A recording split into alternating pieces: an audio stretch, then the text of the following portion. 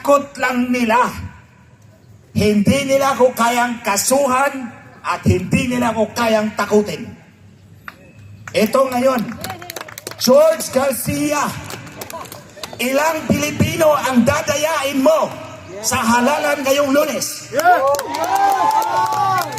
Ulitin ko, George Garcia, ilang Pilipino ang dadayain nyo ngayong darating na halalan sa Lunes?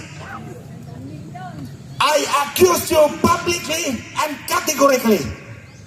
Bumaba ka dyan. Tingnan natin kung kaya mong harapin ang ebidensyang nakalap ko sa 15 taon na kinalaban ko kayo. Ang dayaan nandyan sa Palasyo del Gobernador. At ito, mga kababayan, bago to. Kagabi lang to tinawag sa akin. George, makinig ka! Makinig ka, George. Precinct number 240. Barangay Santo Niño, Butuan City. Kahapon, nag-testing and sealing ng mga makina sa Butuan City. Ulitin ko, George.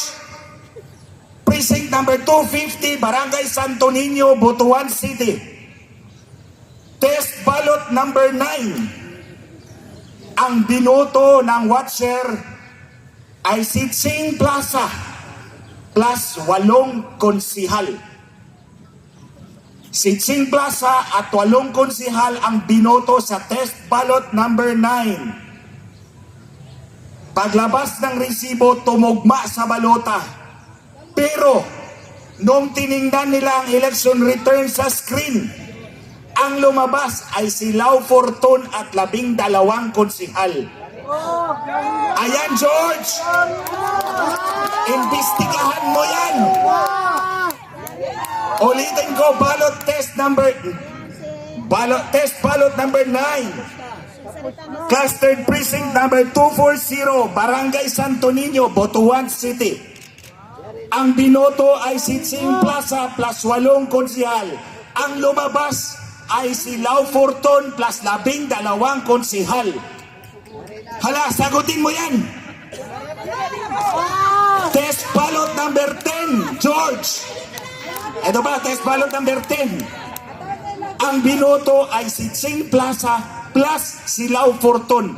Purposely, intentionally, in-overvote ng botante para matest kasi nakita na nga nila yung test ballot number 9 na mali. So, ang binoto ay si Ching Plaza plus Lau Fortun. So, anong labas? Overvote.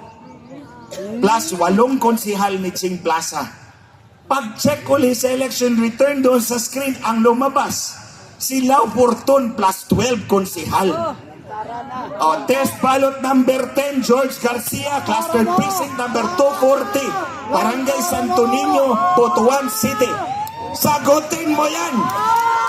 Ina nyo, ang tagal nyo lang tinataya yung eleksyon namin. Lahat ng umuupo, nagpapalag sa inyo. Anong ebidensya ko noong 2010, 2013, 2016 at 2019? Bakit hindi nyo sinasagot hanggang ngayon? O nagmi-meeting kayong 7 komisyoner dyan? Sana gumuho na lang kayo dyan eh. Wala kayong simple eh. Ito, categorical to, public accusation of an institution that is the cause of the problems of this country. Kayo ang problema ng bansang ito. Sige, lumabas kayo. Pabulaanan nyo yung ebidensya ko. Nasa YouTube, 1 hour and 47 minutes. Nandun lahat yung ebidensya ng daya nyo. Kinasuhan nyo ba ako? Takot lang ninyo. Oh, andito na ako sa harapan mo. George, bumaba ka dyan. Harapin mo ako.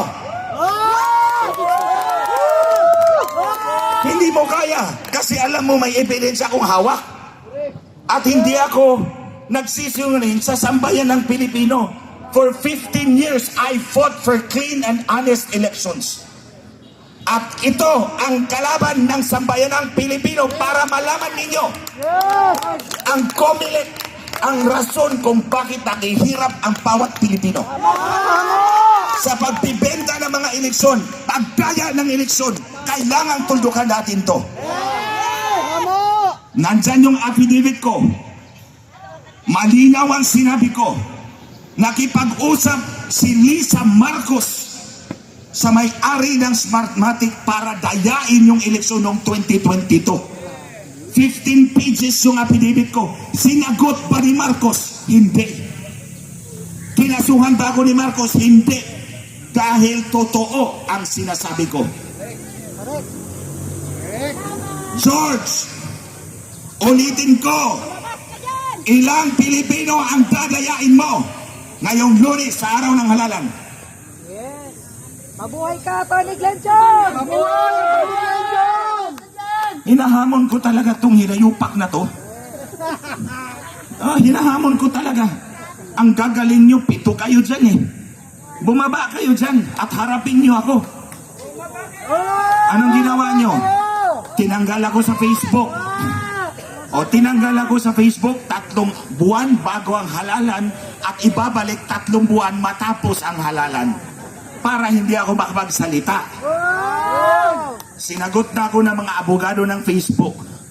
Ang sabi nila mag-iimbestiga sila at pinadala ko yung affidavit ko kay Lisa Marcos na nandaya siya para malaman ng mga Amerikano na mandaraya talaga si Lisa Marcos.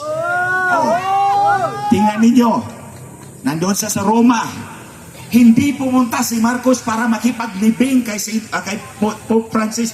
Pumunta siya para makipagkita kay Donald Trump. Dinedma siya ni Trump dahil alam ni Trump na mandaraya si Lisa Marcos. At ang enabler ng daya, itong Comelec. George, ilang Pilipino ang dadayain mo ngayong araw ng sa Lunes, sa araw ng halalan? Bumaba ka dyan at sagutin mo ako kung malinis ka. Kung malinis ka. Pero kung hindi ka bababa, may tinatago ka. Tulad ng sinabi ni General Rio. At sigurado ako, kaya nga nandito ako sa harapan ng mga demonyo eh. Kasi alam kong hindi makakasagot yan eh. Alam kong hindi nila ako kayang labanin. Kaya dinadaan nila sa mga insidious machination, tanggalin sa Facebook, pero hindi kayang kasuhan at hindi kayang kumprontahin. George! I'm sure naririnig mo ako, andito na ako sa bakuran mo. Bumaba ka dyan at sagutin mo ang tanong ko, ilang Pilipino ang dadayain mo sa araw ng halalan? Paghandaan yung paghuli sa kanya! Yes! Lumabas ka na, Jerry! Mga kababayan, sino ang bibili ng halalan natin? Ang drug lord, ang crime lord, ang wetting lord, at lahat ng lord na wala sa langit. So alam niyo, wala tayong puwang doon. Kailangan magkaisa tayo at labanan itong automated, syndicated cheating ng Comelec. For our friends there who speak English, we are here. We're protesting because they have been cheating our elections. And that's why I'm here in front of the Comelec, the Commission on Elections, fighting for the future of my country. And I am challenging them to come down and disprove the evidence of massive election cheating in 2010, 2013, 2016, 2019, and 2022 general elections. And they're going to cheat again our elections this coming Monday. That's why I'm telling them how many Filipinos are you going to cheat on Monday, on election day.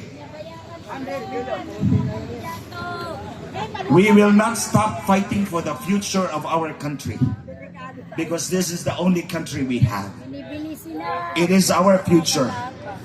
Bahala na silang bibitayin ng taong bayan. George, bumaba ka dyan. Inaantay kita. Bumaba ka dyan, George. Ikaw talaga yung enabler ni Lisa Marcos. Kaya nga hindi ako tumakbo eh. Kasi alam ko si Lisa Marcos ang magbibilang ng boto. Through George Garcia. Kaya ayan, George, sagutin mo yung cluster precinct number 240, Barangay Santo Niño, Butuan City.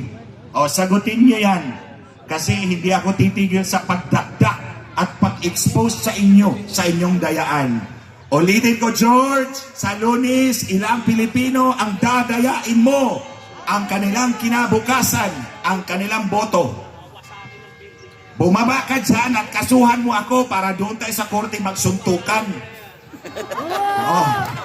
Ay, kung gusto mo ng physical na suntukan, hindi kita aatrasan. Oh. Itong mga sinasabi ni General Rio, totoo yan.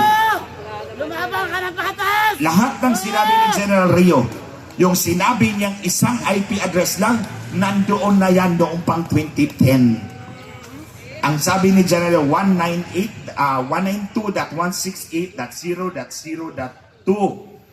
Noong 2010, it is 127.0.0.1. Oh. So kaya, naniniwala ako na tama yung sinasabi ni General Rio. And we are here for a purpose. Sana marami tayo kasi hindi naman matitinag yan eh. Hindi matatakot yan kung ganito lang tayo. Pero kung dadami tayo, matatakot din yan. Lahat ng may puso, may kaba. So huwag nyo kaming takutin dahil kayo, kaya nyo ring matakot. Diba? So ito ngayon, sigurado na tayong dadayain ni George Garcia at ang komisyon o eleksyon. Oh. Nagets ninyo? Yes. Hindi commission on elections yan.